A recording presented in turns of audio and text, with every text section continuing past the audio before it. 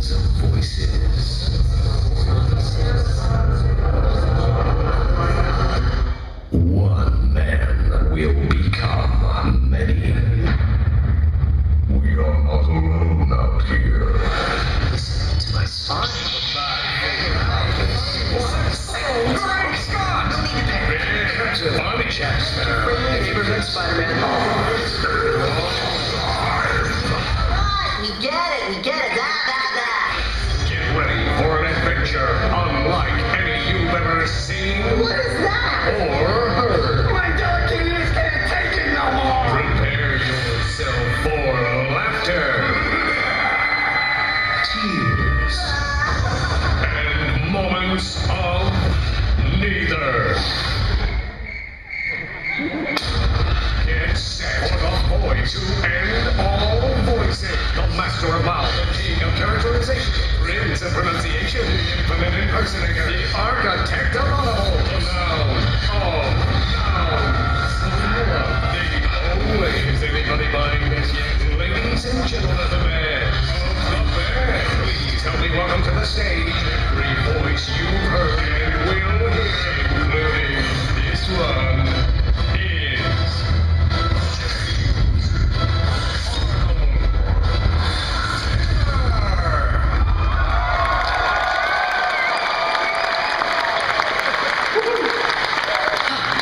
I love that announcer. Oh, I'm kidding. Welcome, how we doing? Yes! Thank you so much for being here. Now, my name is James Arnold Taylor. Most of you probably know me as the voice of Obi-Wan Kenobi on Star Wars: The Clone Wars. But, you know, I gotta tell you, my career as a voice actor began a long time ago in a studio far, far away, before the Force brought Obi-Wan and I together. But what is a voice actor? Well, basically, someone who spends their time in a little padded room talking to themselves. And in my career, I have done an awful lot of that. But see, I love to perform. And at times, I've had to overcome a lot of different things to do it. But I feel that your dreams are always worth pursuing. And I hope to share with you some of mine and get you to follow yours tonight. So, and since it is Star Wars weekends, I should get some help from my alter ego, right? So, help me, Obi-Wan Kenobi. You're my only hope. Yes, James, I'm here. Well, I see you have some friends. Welcome, everyone, to Star Wars Weekends. I should be checking in throughout the show to see how you're doing, James, so do be mindful. Of the Force? No, of the time. Move along. Move along. Move along. Move. He always gets me that way. Well, see, for me, it was always about voices and sounds and being different people in different places as a kid. I would pretend, and it was the theater of the mind, and it was my escape from the troubles that surrounded me. The place that I first learned about voices, though, was tapes of old radio plays. They were my favorite. I would listen to these, I would study them. Let me put it this way. The 1930s to the 1950s were known as the golden age of radio. Radio was the forerunner for all entertainment today. Before you could watch television, you had to listen to radio. Good evening, ladies and gentlemen. WJIT Radio brings you all your favorite Speak 2 voice. Yes, radio is comedy. And who's on first? What's on second? I don't know who's on third. So who's playing first? Yes. I mean the fella's name. Who? The fella playing first base. Who is on first? Well, what are you asking me for? It's either way, but $100. Well, now, really? Good night, Mrs. Calabash, wherever you are. Drama. I love you, Margot. And I love you, child. There's someone else, isn't there? No, child. No. Then why don't you tell me who this is? Hello, Margot. Sports! The champ is looking to be in bad shape. The champion has got him on the ropes. He's getting the left, and the right, and the left, and the right, and still another left, and another right. Music. Baby, how sweet can be. Like sugar from a candy tree. Honey kisses from the line. News. Dateline, Europe, 1945. The German High Command surrendered their forces to the Allies. Hitler's minions have given up the fight. And suspense. I'm telling you, whatever you do, Trust me. I think you're preparing him for what is on the other side. But Hello, Margot. Yes, the world of entertainment at your fingertips through the miracle of radio.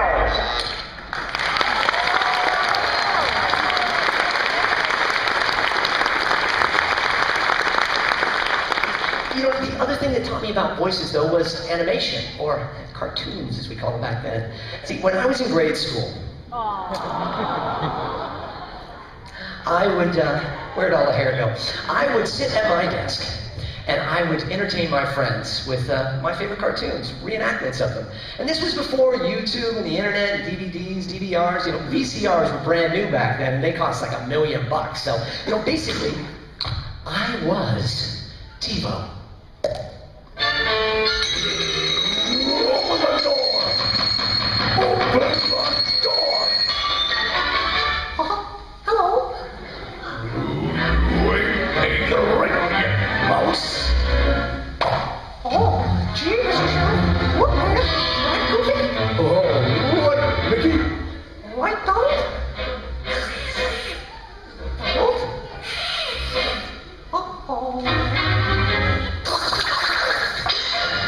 Yeah, see, I could never actually talk like Donald, but I could sneeze like him.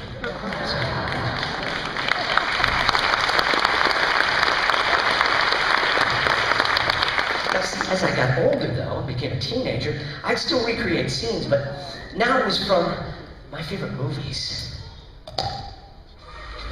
Too bad the Ovinos don't know you the way I do. Belloc. Yes, too bad. You could warn them if only it's for Ovinos. Come number 2 soon. Homota!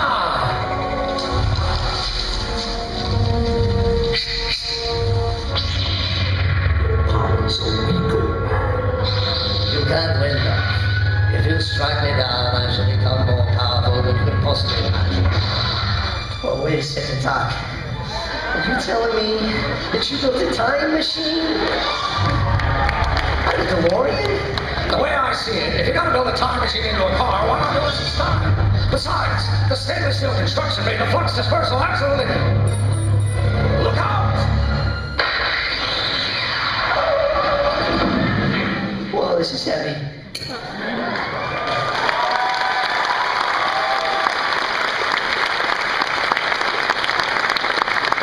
So soon I took all this talking to myself to the stage. At the age of 16, I wrote an act and became a stand-up comic. At 17, I got a job at a radio station sweeping up. Pay was consistent. There wasn't any. That is until one night when the overnight DJ didn't show up, and they asked me to fill in for him. It was like one of those movies, you know? See, for months I'd been watching the DJs and studying how they use the microphones and the equipment, and at night I would go into the production rooms and make my own fake shows and commercials. The boss knew it, so gave me a shot at it. From there, I was on my way. At 21, I moved to Hollywood and syndicated radio, where I wrote, voiced, and produced thousands of comedy bits for radio stations all over the country. It was fantastic. I was making a living with my voice. See, I loved radio, but I knew what I really wanted to do was be a voice actor. So I put a demo together, and after a few years of sending it out there, I got an agent. You know, some of my very first work is playing right here at Disney World's Animal Kingdom ride, Dinosaur. In fact, some of my first animation work was with Disney as well. Voice doubling Michael J. Fox for Atlantis: The Lost Empire. I even got to take over for Michael in the sequel, Atlantis: Marlo's Return, which is now available on Disney DVD. But you know, it wasn't all overnight. And it's a lot of work to be a voice actor. It takes a lot of practice, a lot of reading, a lot of auditioning. Now, auditions, for those of you that don't know, is where we spend so much of our time as voice actors. And they're going to throw a million different things at you, and you never know what to expect. So you really have to be ready for just about anything.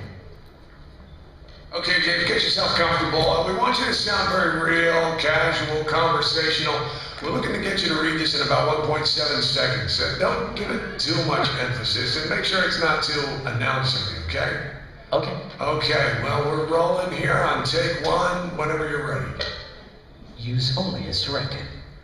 Great. Okay, let's try one a little more conversational. Use only as directed. Now more serious. Use only as directed. But with a bit of a smile. Use only as directed. but also with concern. Use only as directed. Maybe more quizzical. Use only as directed.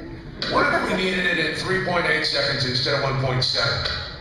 Use only as directed. Okay, now stretch it out, but go back to 1.7 seconds. Use only as directed. How about with a German accent? Use only as directed. New York, maybe? Use only as directed. British? Use only as directed. Yeah, more Cockney. Use only as directed. How about French? Use only as directed. Romanian? Directed. Use always. What do Romans sound like? Use only as directed. Which one? Use only as directed. Yeah, more staccato. Use only as directed. Pianissimo? Wouldn't that kind of be like whispered? What's that? Nothing. Use only as directed. That sounded like whispered. Can you give us just a regular announcer? Use only as directed. Now energize it. Use only as directed. Bigger. Use only as directed. Bigger and faster. Use only as directed. Faster and bigger. Use only as directed. Bigger. Use only as directed. Okay, stand by.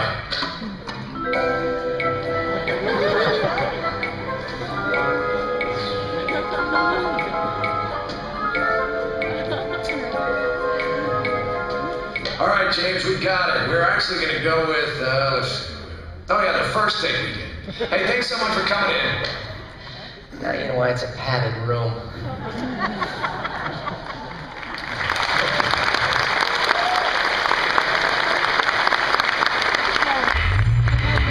Well done, James. No doubt all that experience prepared you for your greatest voice challenge. Oh, Fred Flintstone. Yeah, well, you know. No. Johnny Test? No. I was referring to a certain Jedi. Oh, of course, Plo Koon. Between you and Anakin, why do I bother? Well, I love Plo Koon. I don't know about Obi-Wan, but he's a pretty cool Jedi Master. It's a great honor for me to be the voice of Plo Koon because I'm the first one to actually give him a voice. And greater honor for me is director Dave Filoni on Star Wars: The Clone Wars. Well, this is his favorite character. Now, the direction that Dave gave me when coming up with the voice was one word: Gandalf. See, he wanted that Ian McKellen sound. And with a voice like that, it's hard to not sound important. In fact, you know, it's said that a great thespian could sound dramatic, exciting, and compelling reading, like stereo instructions or, well, let's see, like the phone book. Smith. John. 316. Willow Brooklyn. 5. 5.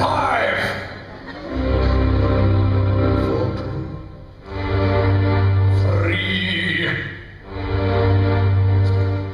1.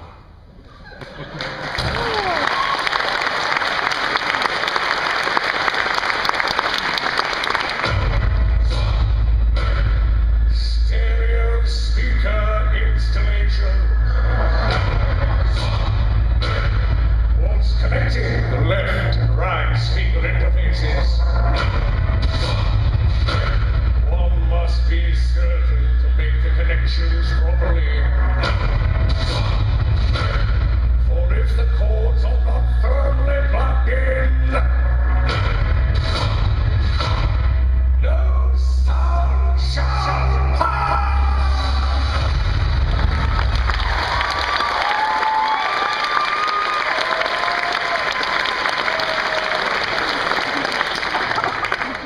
So for Plo, I give it my best, Ian McKellen, and then sound design genius Matthew Wood gives it his best, and with a bit of Picture processing. A Jedi Master's voice is born. See, it was always my dream as a kid to be at least one famous cartoon character, but, you know, I gotta tell you, I never knew I would be able to turn on... Hey guys, sorry we're late. And here... Next, animation television continues with Me? Hey, Lindsay, I miss my friend. Doing so many voices. Bonnie. Or play video games with my voice in them. Who is Time for you to take up command and help us turn the tide. You know, on Clone Wars alone, besides Obi-Wan and Plo Koon, I get to play so many different characters. And in the clip you're about to see, every voice you hear is me. Now, if I've done my job right as a voice actor, you may have never even known. Enjoy. We can do this the difficult way or the simple way. The choice is yours. What are you reaching for?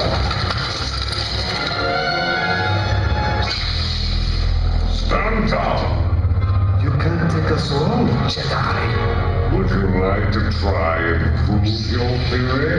Start the machine. Time for the Jedi to meet with his fatal answer. Can I help you? May I help you? This one was faster than most. I've lost the scent. These are transitions. They're going to release us and hunt us down for sport. Try and keep up, clone. You're looking a little too young to be a Jedi. 1,000 apologies, everyone. With regret, I report that my fleet will no longer be able to provide protection for the troops on Ryder. Senator Chichi, you are given the authority to negotiate a peaceful settlement between the sovereign planet of Pantora and the Tars. It is decided then. Welcome back. I must say, you're not at all what I pictured. Someone with such a soft voice. Take them to interrogation. Torture them slowly. Oh well, just another boring day saving the universe. May the Force be with you.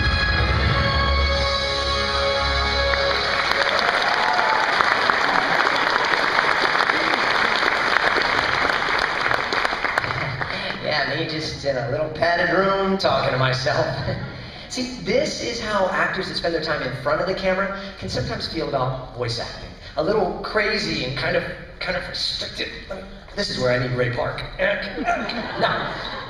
all right. See, when you're voice acting, you can't rely on all those good looks to get all that acting out. No, just your two little vocal cords. You know, you can have no inhibitions when you're voice acting either. You can't worry about making a funny face or sounding strange. You know? For me, the show that really puts this to the test is Johnny Test. Now, on the show, thank you. You can applaud, it's all right, I don't mind. On the show, for those of you that don't know, I play 11-year-old Johnny, whose genius twin sisters use as their test subject. Get it? Test there. All right, good. It's great fun to be Johnny, but it does require some vocal acrobatics, all of which I have to do in front of this microphone without a lot of movement. I mean, even if I get turned into a fish and beat up by an angry dolphin.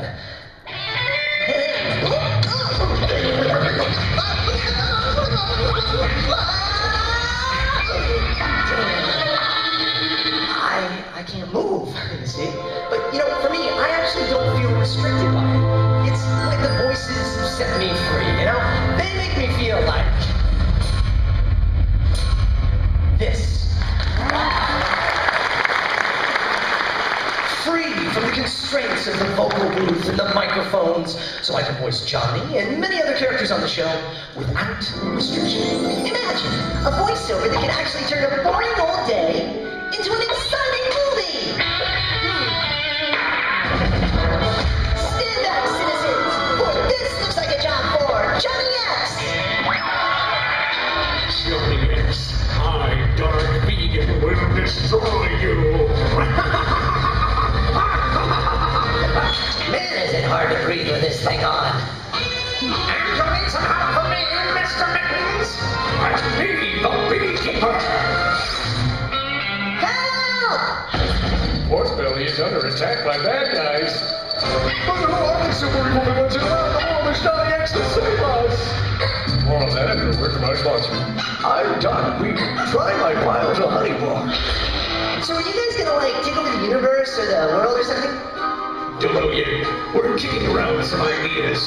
Ooh, I like Johnny's suggestion of taking over the world. Anyone else taking over the world? You know, on second thought, let's just leave all the voice acting to James Arnold Taylor.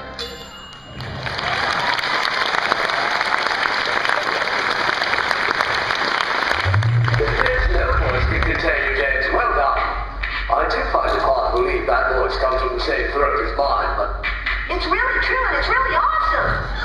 oh my. All right, let's see a medical droid about this. Okay. Thanks, Master Obi-Wan. Boy, I hope he's okay. You know, it's a bummer he left, though, because I was just about to explain how he and I came together.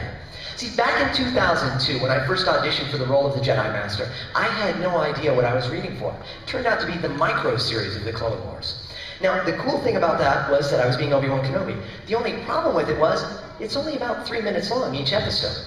So when I would go in for a session, I'd have maybe 3 or 4 lines, most of which were usually, Anakin, Anakin, Anakin. But the cool thing about it was I also got to voice him in the Revenge of the Sith video game. Now that was being made, thank you, at the same time as the movie Revenge of the Sith. So I got to see a lot of the movie before it even came out. That was great. There was one particular scene that I'm told really locked me in as Ewan McGregor's voice double, because at the time I was asked to match his voice as closely as I could. And it's a scene I think we all know and love. It's my favorite scene from the film. And they would play it for me over and over again. And it got to the point where I could do it with the sound turned down. It was something like this.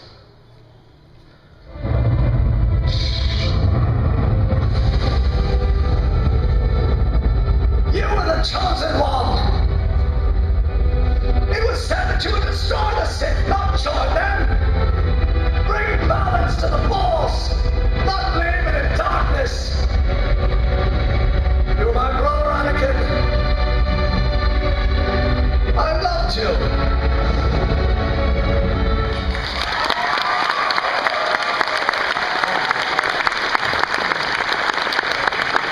So from that point on, whenever Obi-Wan Kenobi is called for, I do my best to combine and pay proper tribute to both the amazing Sir Alec Guinness, these are the droids you're looking for, and the fantastic Ewan McGregor. I have a bad feeling about this. Now, as I mentioned, my work as Obi-Wan Kenobi started as a voice double for Ewan McGregor. And so much of my work as a voice actor is doubling celebrities when they're not available. And through all the years of working on some of the biggest movie franchises, from Back to the Future and Transformers and Star Wars, I've come to find that we all come from the same place. Now, what I mean by that is all voices are tones. And basically, you can get from one tone to the next by giving a little depth, or giving a little texture, raising the pitch, or giving it an accent. So, let me give you an example. Let's just start with my regular voice. Okay, well, anyway, so if we start around here, and we change just small aspects of my voice, we find that it's not that dissimilar from many other people's voices. One that I recently discovered is from Michael Emerson from Lost. I love this guy. You remember? He played Benjamin Linus. And he had such a way of talking that everything he said sounded a little creepy and just a little off.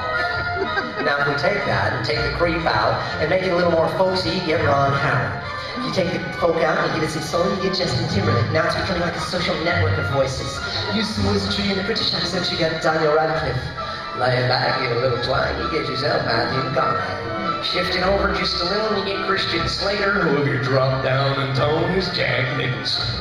Raise it back up and seem less interested, you get David Spade. And you are? Oh, I'm McLovin, and I totally sound just like, well, wait a second, Doc, it's me again, Bless is heavy. So let's drop it down in tone, and you get Shia LaBeouf. Wait a second, Optimus, you mean to tell me my car is a robot? Oh, this is just like unbelievable. You know, I gotta go tell Sandy because it's crazy the way these voices intertwine. And the way I break up my sentence structure is not that dissimilar to a smile, baby. I would smile.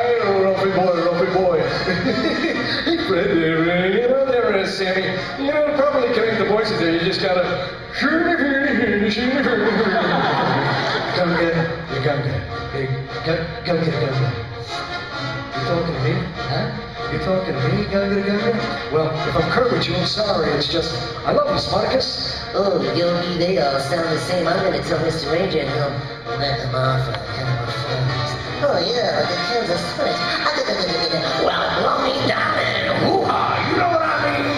You ever notice how Pacino slowly turning into Jeremy Nakowski from Taxi? Okay. I mean, great Scott, there's a direct correlation between voices. This is technical experiment number 1. If you take Dr. Emmett Brown and teach him karate, you get Hong Kong Fluid number 1 super guy. Give him a pretty British accent and you get John Hurt. Take away the accent and bring it down to almost a whisper, and it's Jack Palance. Actually, I think it's Eastwood Bunk. Bill, go ahead, make it my voice. Well, that depends on your definition of the word voice, Stevens. Because if you get my bit of surfer twang, you get Nicolas Cage, who always starts a sentence here, but by the end, he's really hot and upset way up here. You know, he's kind of like Frank Caliendo doing John Madden. Or Dana Carvey doing Regis Philbin. He's out of control. Not gonna do Dana Carvey. Bill York Bush Sr. will be proven. And do Dana Carvey doing Johnny Carson. That is one. If I want to do the real Johnny Carson, I gotta drop it down and tone to right about there, right? Hi-oh, or is it actually... Yeah, it's not Johnny Carson out there. It's Captain Jackson. Sometimes a chocolatier. Or, this is making me matter than a hatter. Oh, that's funny with the matter and the hatter and the... Whoa. Funny how? Funny like I got my clown, like I'm here to amuse you, huh? Because I'm not a clown. I'm a chicken hawk and you're my chicken. No, boy. I say, well, you got it all wrong, son. I'm not a chicken. I'm a therapist, son. What you need is to check up from the neck up. Because it's an inconvenient truth. And I like lots of chocolates. I like the ones with the peanut.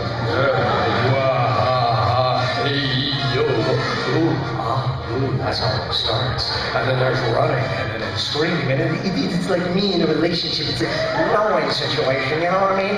Yeah, I know exactly what you mean, because I sound like you sound like me. If we move our voices sideways, you get Paul Giamatti, yeah? Or, you know, wait a second, is it actually Paul Reiser? You know what I mean? Because, but the real question really is, who are these people? It's like in a school, all these crazy voices like blend together. It's tricky. Tricky it is, yes. Near and far. Right, Ricky. Did you say tricky? Because I gotta tell you, I get no respect at all. Oh, but if I did, that'd be great. Yes, yeah, but damn, but don't do.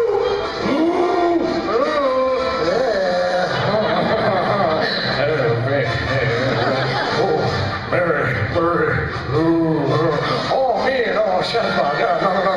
Stop. It's got it. Judy, get me off this crazy thing. Headings to Murgatroyd, exit station left even.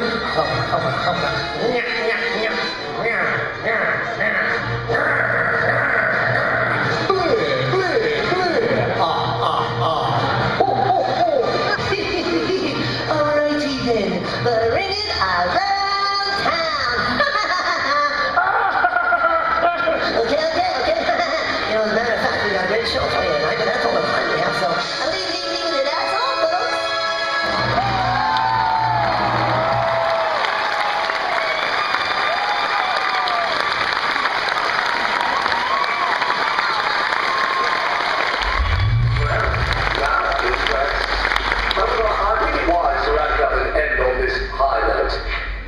Spending time with you, James, has made time at Vatican seem almost dull. So, here's my transmission is breaking up. Enjoy the rest of Star Wars weekends, everyone, and may the Force be with you. Always. All right, Master Kenobi, thank you so much. May the Force be with you. Boy, that's going to be some long distance, Bill, huh? Sorry, Disney. Okay. But I do want to thank Disney. It's been so much fun. You know, in this short amount of time, we only really got to kind of scratch the surface of my career, though. In well over 2.5 decades of working in entertainment, I've been very blessed to be some pretty iconic characters. And many people ask me, what's next? Well, we've got more seasons of Clone Wars coming up. We've got more Johnny Test. We've got more Ratchet and Clank, and hopefully some more opportunities to do this show in an expanded version. So please tell your friends. But I really want you to see one very important thing.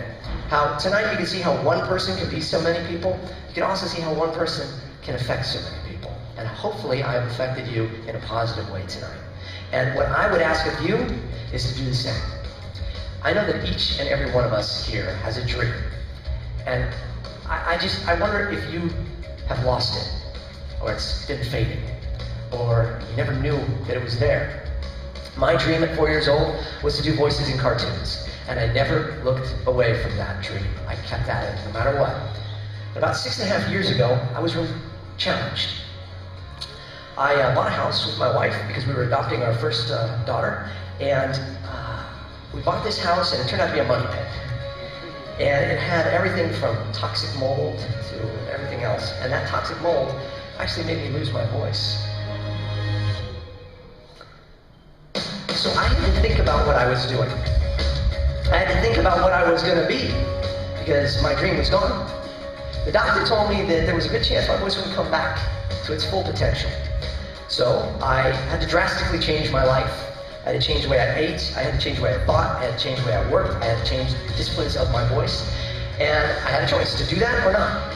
And I chose to do it.